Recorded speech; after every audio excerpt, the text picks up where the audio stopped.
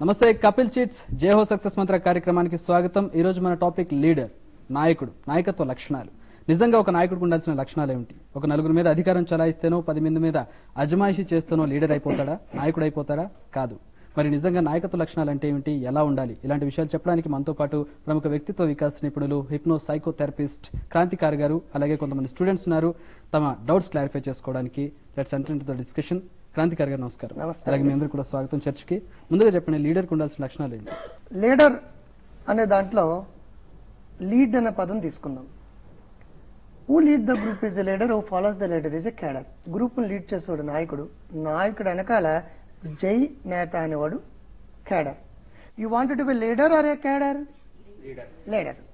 So దాంట్లో చూడండి, LEAD lead లో లిజనింగ్, ఎంపతి, యాటిట్యూడ్, డైరెక్షన్. అంటే నాయకుడు అనేవాడు ఫస్ట్ కార్యకర్తలు కావచ్చు. ఫర్ ఎగ్జాంపుల్ కస్టమర్స్ ఉన్నాడు, సేల్స్ మేనేజర్ నాయకుడు అనుకున్నప్పుడు కస్టమర్ చెప్పేది వినాలి. అమ్మ నాయకురాలు అనుకున్నప్పుడు పిల్లలు చెప్పేది వినాలి. నాన్న నాయకుడు అనుకున్నప్పుడు భార్య పిల్లలు చెప్పేది వినాలి. లిజనింగ్. అంతేగాని చెప్పుకుంటూ పోకూడదు. ఎంపతి. సింపతి అంటే సానుభూతి, ఎంపతి అంటే సహానుభూతి. అంటే మీకొచ్చిన కష్టాన్ని లీడర్ తన కష్టంగా భావించి స్పందించగలగడాన్ని ఎంపతి అంటారు. యాటిట్యూడ్ అంటే పాజిటివ్ యాటిట్యూడ్ ఉండాలి, సరైన పద్ధతి దృక్పథం నాయకుడికి ఉండాలి. డైరెక్షన్. ఫైనల్ గా ఏ డైరెక్షన్ లో వెళ్ళాలనుకుంటున్నాడో ఆ డైరెక్షన్ లోనే లీడ్ చేస్తాడు. గ్రూప్ ను చొచ్చుకుని పోవడం అనేది లీడర్కి ఉంటుంది. జై నేత అని లీడర్ వెనకాలగానే ఫాలో అవుతే కార్యకర్త పోతాడు. ప్రపంచంలో ఎవరు కూడా కార్యకర్తగా ఉండాలనుకోడు. లీడర్ అంటే రాజకీయ నాయకుడు కానీ కాదు. సాఫ్ట్వేర్ ఇంజనీర్ లో 10 మందిని లీడ్ చేస్తే సాఫ్ట్వేర్ ఇంజనీర్ లో వాడు లీడరే. కాబట్టి లీడర్ ఎలా ఉండాలి?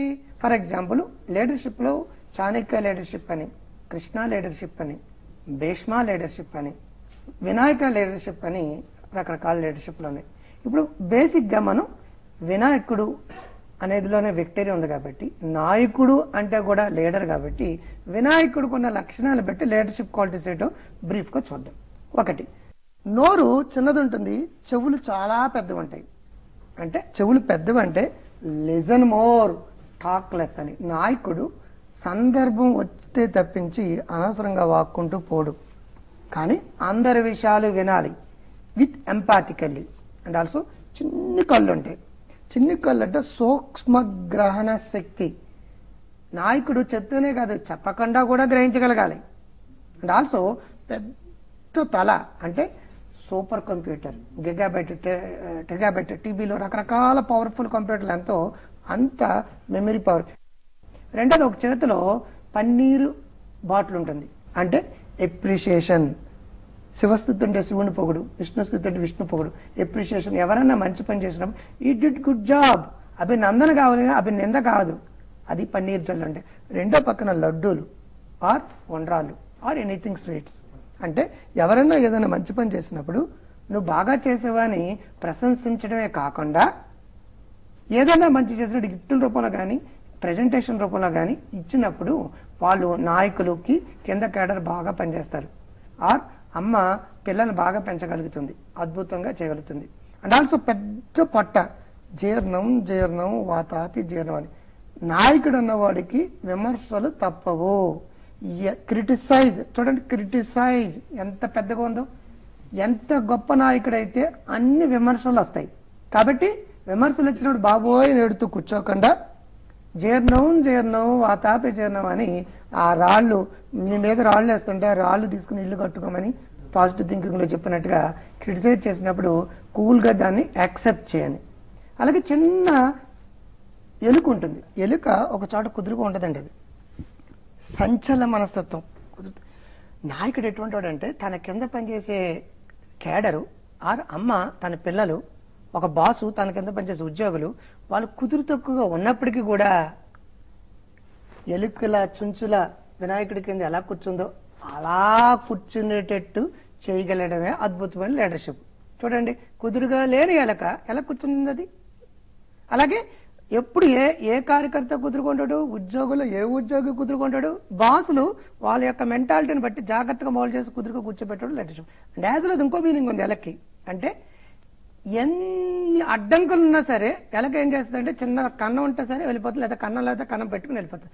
లీడర్ ఎలా ఉండాలంటే ఇనిషియేషన్, చొరవ. వీపీకి విఏపీకి తేడా ఏంటంటే చొరవ, ఇనిషియేషన్, చొరవతో ముందుకెళ్ళిపోయే శక్తి ఒక లీడర్గా ఉంటుంది.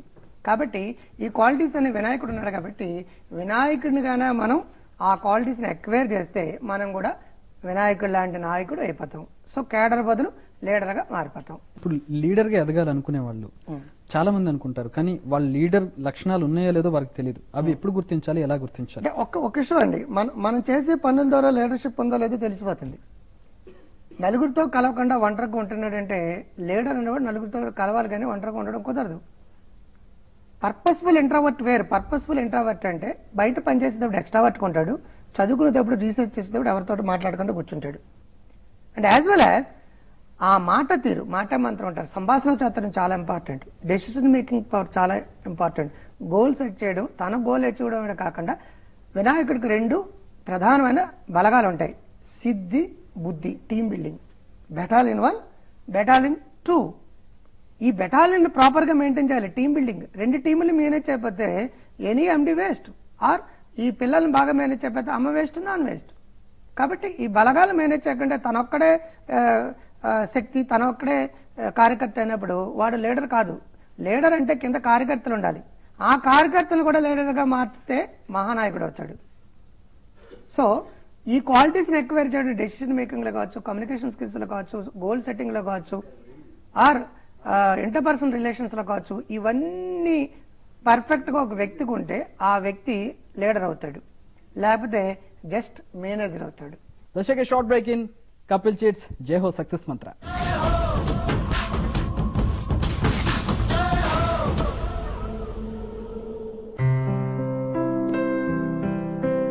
ఆ పాస్బుక్ అక్కడే ఉండనివ్వము, అది నా జీవన నేస్తం.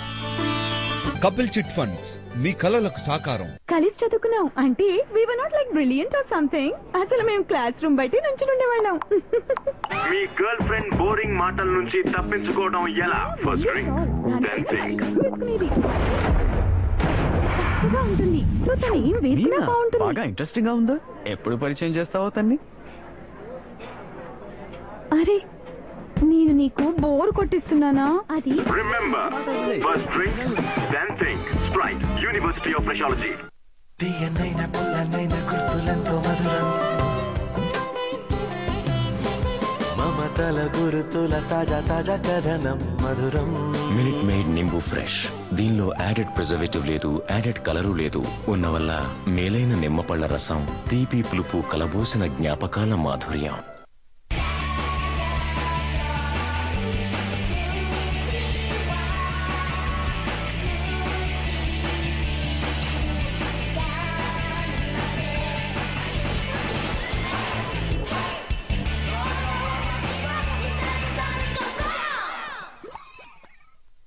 చూపుడల్లు షోకే కలర్ఫుల్, లోకమేమో ఆరెంజీ వండర్ఫుల్. నాటి నాటి బబల్, ప్రతి బబల్ భలే మజా డబల్ డబల్. సిప్పు చేస్తే మనసా ఫంటాస్టిక్ ఉంటాదే. ఇంట్లో దోమలు కనుక ఉంటే నార్మల్ మోడ్, ఇంకా చాలా చాలా చాలా ఎక్కువ దోమలు కనుక ఉంటే యాక్టివ్ మోడ్. దోమలు కనుక చాలా ఎక్కువగా ఉంటే గుడ్ నైట్ యాక్టివ్ ప్లస్ ని పుష్ చేయండి. పుష్ చేయండి, హైగా ఉండండి. తీయనైన పుల్లనైన గుర్తులంతో మధురం, మమతల గురుతుల తాజా తాజా కథనం మధురం. Minute Maid Nimbu Fresh. దీనిలో యాడెడ్ ప్రిజర్వేటివ్ లేదు, యాడెడ్ కలరు లేదు. ఉన్న వల్ల మేలైన నిమ్మపళ్ల రసం, తీపి పులుపు కలబోసిన జ్ఞాపకాల మాధుర్యం. పొద్దున్నే ఈ పరుగులేంటమ్మా? ఇవ్వు. డాడీ ముందే కేక్ కట్ చేయండి, ఈ రోజు మీ ఫ్రెండ్ బర్త్డే. విడదీయరాని బంధం, అందమైన అనుబంధం. సూర్య, మీ కుటుంబ నేస్తం.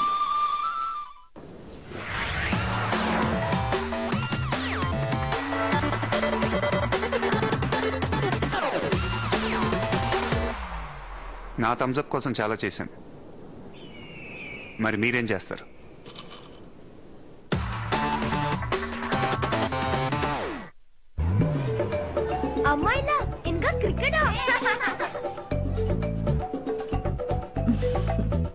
ఒక్క ball.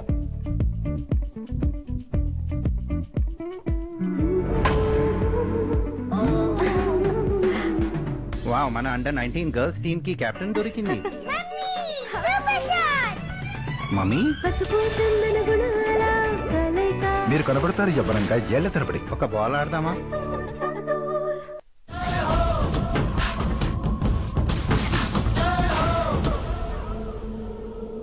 Welcome back to Kapil Chits జై హో సక్సెస్ మంత్ర.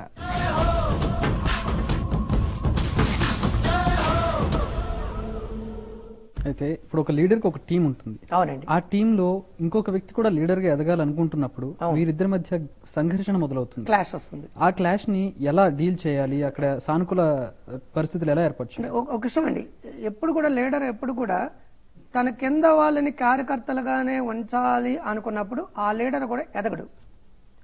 శిష్యుడు ప్రశిష్యుడు అన్నట్టుగా పండితుడు, గురువులకు గురువుని పండితుడు అంటాడు. అలాగే శిష్యులకి ఇంకా శిష్యులు ఉన్నప్పుడు వీడు నాయకుడు కాదు మహానాయకుడు అవుతాడు.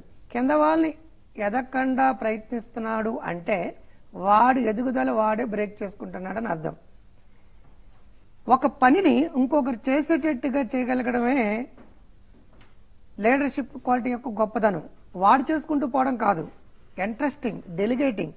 ఆ వర్క్ను ఇంకొకటి చేయగలిగేటట్టుగా తను అద్భుతంగా ఎగ్జిక్యూట్ చేస్తే తనకు వర్క్ చేసే పని తగ్గుతుంది. అప్పుడు ఆటోమేటిక్గా వాడు నాయకుడు అయిపోయాడు. నాయకుడు అయిపోతే సంస్థ పెరిగింది, వాడి కింద వ్యక్తులు కూడా నాయకులు అయితే ఇంకా సంస్థ పెరుగుతుంది. సంస్థ చిన్న నుంచి 0 నుంచి హీరోగా ఆ లెవెల్కి వెళ్ళాలంటే డెఫినెట్ గా వాడి కింద వ్యక్తుల్ని నాయకులుగా మార్చాలి. కానీ వీడు మాత్రమే నాయకుడిగా ఉండాలనుకుంటే ఆ ఆర్గనైజేషన్ కానీ ఆ వ్యక్తి కానీ పైకి ఎదగడు కాక ఎదగడు. ఓకే, మీరు చెప్పినట్లుగా ఒక ఆర్గనైజేషన్ లో హైరార్కీ ఉంటుంది. అవునండి. ఎండి ఉంటారు, లేదంటే వారి కింద సబార్డినేట్స్ ఉంటారు, టీమ్ లీడర్స్ ఉంటారు. సో వీళ్ళ టీమ్ లో ఒక సమస్య ఉన్నప్పుడు, లేదంటే వాళ్ళకి ఏదన్నా చేయదలుచుకున్నప్పుడు ఈయన తన పైన వ్యక్తి దగ్గర నుంచి తీసుకోవాలి. సో ఈ నాయకుడు అనేవాడు ఆ పై వ్యక్తితో ఎలా మాట్లాడాలి? వీరి తరపున పోరాడాలి, లేదంటే ఆర్గనైజేషన్ తరపు నుంచి తను కాంప్రమైజ్ అవ్వాలి? ఇక్కడ ప్రధానమైన విషయం ఏంటంటే ఆర్గనైజేషన్ లేకుంటే వ్యక్తి లేడు, అలాగే వ్యక్తి లేకుండా అసలు ఆర్గనైజేషన్ లేదు. ఎక్కడ ప్రాబ్లం ఉంది, ఆ ప్రాబ్లం ని ఆ సందర్భంలో ఎలా బిహేవ్ చేయాలి అనేది డెసిషన్ సంవత్సరాల తరబడి తీసుకుంటూ కుదరదు. స్పాంటేనిటీ, స్పాట్ లో అది నేను ఈ వేలకు ఉండాలా వాళ్ళ వైపున ఉండాలి. ఆ సందర్భాన్ని బట్టి డెసిషన్ తీసుకోవాల్సిందే కానీ మేనేజ్మెంట్ తరపున ఉండాలా, లేదంటే కేడర్ తరపున, లేదంటే కార్మికుల తరపున ఉండాలా అనేది అప్పటికప్పుడు డెసిషన్ తీసుకునేది తప్పించి ముందుగా చెప్పేది కాదు, పరిస్థితులను బట్టి. అంటే ఎప్పుడు కూడా తన క్యాడర్ తరపున ఉండే అవకాశం లేదా? ప్రతిసారి క్యాడర్ బాగుండాలి అనుకున్నప్పుడు ఆర్గనైజేషన్ కూడా బాగుండాలి. ఆర్గనైజేషన్ బాగుండాలి అన్నప్పుడు క్యాడర్ ని మౌల్డ్ చేయాలి. క్యాడర్ లేని ఆర్గనైజేషన్ లేదు, ఆర్గనైజేషన్ ఒక్కటి క్యాడర్ లేకుండా మనది. ఒకరికొకరు ఇంటర్ డిపెండెన్స్, అది పరస్పర ఆధారం. మేనేజ్మెంట్ మీద లేబర్ ఆధారపడ్డారు, లేబర్ మీద మేనేజ్మెంట్ ఆధారపడ్డారు. కాబట్టి ఎవరో ఒక్కరు శ్రేయస్సు కోరితే సమస్యలు వస్తాయి. అందరం బాగుండాలి. అంటే ఇంటర్ డిపెండెంట్, ఇకలాజికల్ బ్యాలెన్స్. చెట్ల మీద మన మీద చెట్లు ఎలా ఆధారపడ్డాయి, విన్ విన్ అప్రోచ్ అంటాం. ఆ అప్రోచ్ ఉన్నప్పుడు ఆర్గనైజేషన్ చాలా ఆరోగ్యంగా ఉంటుంది. తల్లిదండ్రుల బాధ్యత ఎంత? పిల్లల్ని చిన్నప్పటి నుంచే వారిలో నాయకత్వ లక్షణాలు పెంపొందించాలంటే పిల్లలకి వారు ఎటువంటి వచనాలు చెప్పాలి, ఏ విధంగా వారికి బుద్ధులు చెప్పాలి? ఒక్క విషయం అండి, పంచతంత్ర కథలు గాన వినిపించినప్పుడు పంచతంత్ర కథల్లో చాలా ప్రధానమైన విషయం ఏంటంటే మూర్ఖపు రాకుమారుల్ని కొన్ని కథల ద్వారా టేల్ థెరపీ అంటారు, కొన్ని కథల ద్వారా మహానుభావులుగా మార్చడమే గుప్తుడు, విష్ణు శర్మ, లేదంటే చాణక్యుడు, రకరకాల పేరుతోటి పెట్టుకున్న చాణక్యుడే రాశాడు. అది రాశాడు. ఇక్కడ కూడా అమ్మ ప్రతి పని పిల్లల తరపున చేసుకుంటూ పోతే their dependents. When they are going to independent అవర్గా, ఇండిపెండెంట్ అవ్వాలంటే ఏం చేయాలంటే వాళ్ళ పనులు వాళ్ళు చేసుకునేటట్టుగా, వాళ్ళ రైలు టికెట్ వాళ్ళు కొనుక్కునేటట్టుగా, వాళ్ళ ఫ్లైట్ టికెట్ వాళ్ళు కొనుక్కునేట్టుగా, పచారీ షాప్కి డిపార్ట్మెంట్ స్టోర్కి వెళ్ళి వచ్చేటట్టుగా, డీడీకి చెక్కి తేడా తెలిసేటట్టుగా డబ్బు ఇచ్చి డీడీ ఎవ్రీ పని వాళ్ళకు వాళ్ళు చేసుకోవడం అలవాటు చేస్తే దాన్ని గ్రోయింగ్ అప్ అంటారు. కానీ తల్లిదండ్రుల విషయంలోనే ఒక్కోసారి చూసినట్లయితే పిల్లలు ఎప్పుడైనా ఒక విషయం వాళ్ళని నాయకత్వ లక్షణం పెంపొందించడానికి కావచ్చు, లేదంటే వాళ్ళని డిపెండెంట్ గా ఉంచడానికి కావచ్చు, వాళ్ళని ఈ పని చేసుకోమని పంపించినప్పుడు వారు ఏదైనా తప్పు చేసుకొస్తే రెండోసారి వాళ్ళకి అవకాశం ఇవ్వరు. అంటే వీడికి ఏ పని చెప్పినా ఇలాగే చేస్తారు.